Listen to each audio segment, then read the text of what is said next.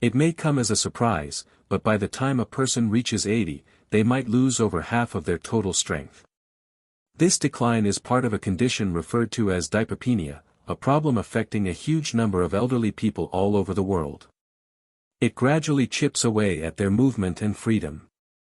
Every year, many elderly people are admitted to hospitals due to falls associated with muscle weakening and instability. What's truly surprising is that recent research from the European Journal of Aging indicates that major strength loss doesn't have to be inevitable. Although certain people in their 70s struggle with balance or lifting ordinary items, there's a growing population of older adults who stay active, function, and flourish like those decades younger. They move around, garden, dance, and stay completely independent into their late 80s and beyond. How do they do it?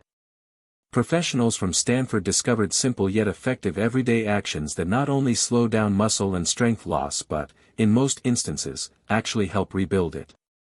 Surprisingly, roughly 9 out of 10 elderly people have never been told about these practices, although some of them have been proven by decades of clinical research. Before we begin, please let me know where you are watching from. It will be great to feel closer, regardless of how we are physically apart. Also, don't forget to like and comment on how you feel about this topic. 1. Including hormetic stressors. People in their 80s who seem to defy aging usually follow habits that, while unusual, bring surprising advantages. A common thread among them is the use of hormetic stressors, mild, managed challenges that help the body become stronger as time goes by. Hormesis refers to the way small doses of stress can enhance resilience. When applied deliberately, temporary discomfort can strengthen muscles and enhance lifespan, even in old age. Institutes like the Buck Institute discovered that brief exposure to some stressors stimulates protective cellular responses. These reactions help preserve muscle strength, prevent loss, and even support growth well into old age. One ordinary habit among superagers is cold exposure. Finishing a shower with 30 to 60 seconds of cold water or diving into freezing water will stimulate brown fat, increase mitochondria, and produce adiponectin, a hormone that prevents muscles from breaking down.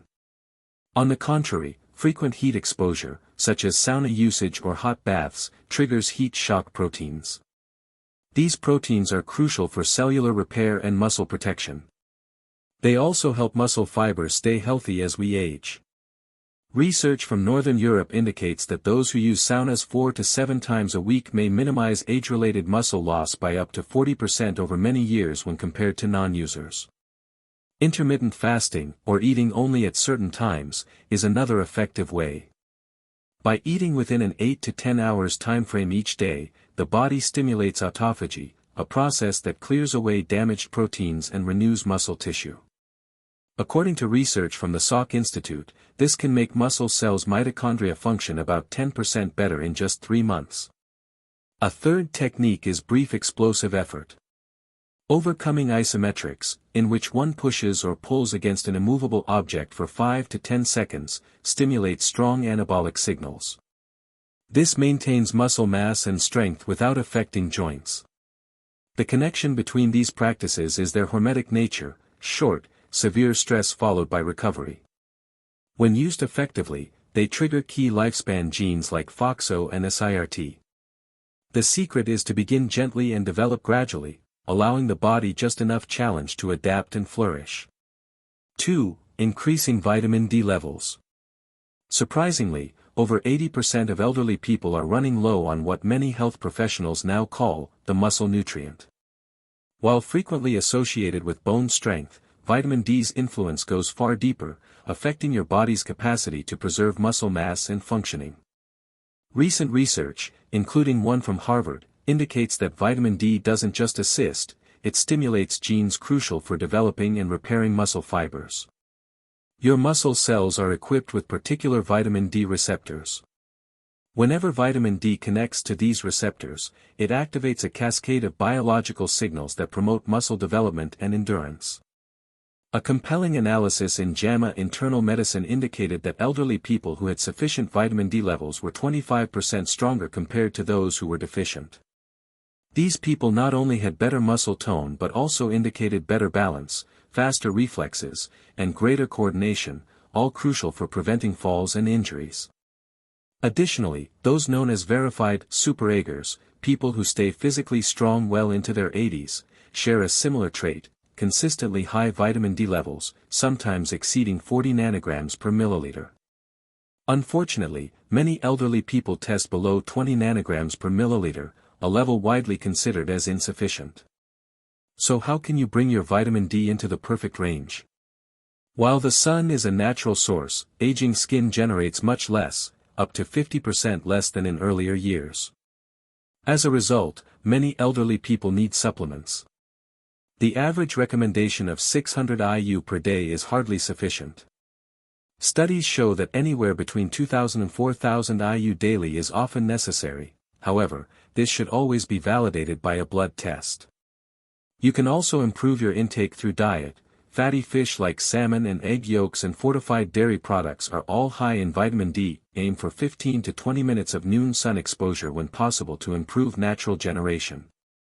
Elevating your vitamin D levels is one of the easiest and most powerful moves you can take for long-term stability and strength. Ask your doctor for a 25-hydroxy vitamin D test and strive to get your levels comfortably over 40 nanograms per milliliter for best muscle protection and strength. 3. Timing consumption of protein.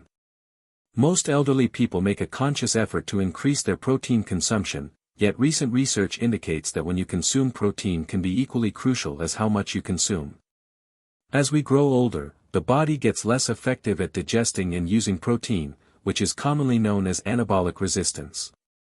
Emerging studies, particularly data from the American Journal of Clinical Nutrition, highlight the value of spreading protein consumption evenly during the day instead of loading it into a single big meal, a prevalent tendency among elderly people. Here's why is important. After each meal, the body enters a period of opportunity where muscle protein synthesis, your body's technique of repairing and developing muscle, is most active. This period normally lasts 3 to 4 hours. If most of your protein is consumed at dinner, you're missing many chances during the day of stimulating muscle building. Here are 3 science-backed practices that show how certain people in their 80s maintain their energy and muscle function regularly seen in those decades younger. Begin today with the practice that feels most natural to you, then gradually integrate the others into your daily routine. The decisions you make now have a major impact on your future freedom and strength.